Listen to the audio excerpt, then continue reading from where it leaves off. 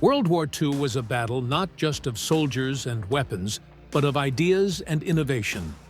Among Hitler's most ambitious plans was an attack on New York City, an attempt to bring the war to American soil and shake the confidence of a brave nation. Nazi engineers worked to develop a bomber capable of crossing the Atlantic, a plane that could turn Hitler's vision into a horrific reality. But this attack never occurred. The plan was stopped in its tracks, thanks to intelligence efforts, bold military action, and the courage of Allied pilots. One mission, in particular, played a crucial role in preventing the destruction Hitler dreamed of unleashing.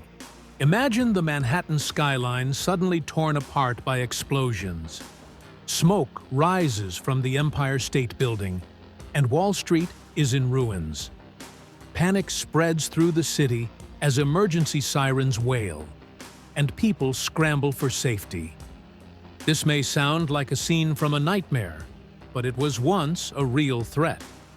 Deep in Germany's war rooms, military strategists designed a mission to bomb the United States. Hitler saw it as his chance to cripple America's morale and force the US to shift focus away from Europe. But his plan never left the drawing board. A daring mission by a skilled pilot and a powerful bomber ensured that Hitler's vision of destruction never became reality. This is the story of the pilot and the bomber that ensured New York City remained untouched by Nazi hands. Hitler's obsession with expanding his reach led him to explore aviation as a means of achieving his goals. In 1937, during a visit to the Messerschmitt aircraft factory, he was presented with the concept of a long-range bomber capable of reaching the United States. While the technology did not yet exist, the idea itself was captivating. Following the plan, the Luftwaffe under Hermann Göring sought to develop an aircraft that could cross the Atlantic, drop a payload on major U.S. cities, and return safely to Germany. This effort led to the America Bomber competition, where companies like Messerschmitt, Focke-Wulf, and Junkers proposed designs. Among the most promising candidates was the Messerschmitt Me 264, which boasted a projected range of over 9,000 miles. One alternative Nazi strategy involved capturing Iceland to use as a refueling base, making an attack on the U.S. more feasible. Operation Icarus was the code name for this mission, but the United States preemptively stationed troops there, crossing out this possibility. By this point in the war, most adults in Europe could see that America was too powerful to be defeated. However, there was still a lot of excitement and hope among Nazi supporters. After fighting against Russia, America didn't seem like a terrible enemy anymore. On November 11, 1941, Hitler, filled with anger, lashed out at the United States in the German parliament. He insulted President Roosevelt, calling him a Jewish warmonger, and declared America as Germany's new main enemy. Following Hitler's orders, Nazi propaganda minister Joseph Goebbels launched a major campaign against the U.S. The message was simple: America was an uncultured country driven only by money. Nazi propaganda spread false claims that Jewish people controlled American politics and banks, and even accused Roosevelt of being Jewish. In response, Roosevelt commissioned propaganda films of his own, warning Americans about Hitler's goals of world domination and the absolute Nazi-controlled society he planned to create. Meanwhile, the U.S. government grew concerned about German immigrants living in America. Fearing they might support Hitler, Roosevelt ordered 3,000 ethnic Germans to be placed in internment camps in Texas and Florida. Although these camps were not concentration camps, they were meant to isolate potential threats and prevent any attempts to destabilize the country. Japanese nationals were also detained under similar security measures. These actions ensured that there were no Nazi supporters openly celebrating Hitler in American cities. As the Nazi threat grew, American forces worked diligently to counteract any possibility of a transatlantic bombing. One of the key aspects of preventing the attack was the Allied strategic bombing campaign, which targeted German aviation factories, supply lines, and research facilities.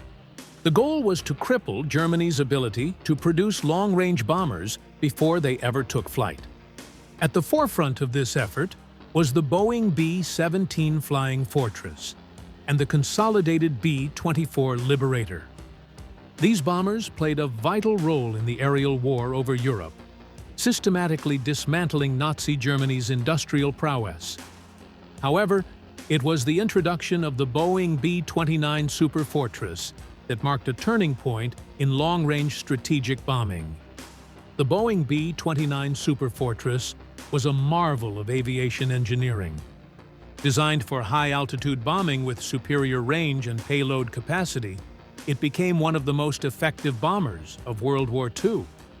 While it is best known for its role in the Pacific Theater, particularly in the atomic bombings of Hiroshima and Nagasaki, its strategic importance played a role in denying Germany the ability to advance their own long-range bomber program.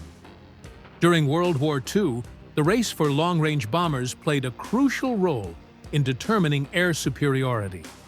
While Nazi Germany sought to develop an America bomber capable of reaching the United States, the Allies had their own powerful response, the Boeing B-29 Superfortress.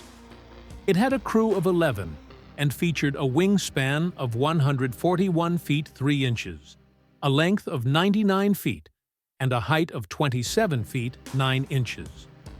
Weighing up to 133,500 pounds at maximum takeoff, it was powered by 4 Wright R3350-23 radial engines, each producing 2,200 horsepower. The aircraft had an impressive range of 3,250 miles without refueling and could reach speeds of up to 357 miles per hour. It carried a formidable payload of 20,000 pounds of bombs and was heavily armed with 12 Excalibur M, 2 Browning machine guns, and a 20mm M2 cannon for defense. Though primarily used in the Pacific Theater against Japan, the B-29 was developed with the potential for operations in Europe, indirectly pressuring Germany's aircraft industry. While strategic bombing played an important role in crippling Germany's war efforts, individual pilots also made a significant impact in stopping Hitler's ambitions. One such hero was Major James "Jim" Stewart, a Hollywood actor who left his film career to serve as a bomber pilot. A highly skilled aviator, Stewart flew numerous combat missions over Germany, striking vital industrial targets that were essential to the Nazi war machine. His efforts, along with those of countless other airmen, contributed to the destruction of German aircraft manufacturing.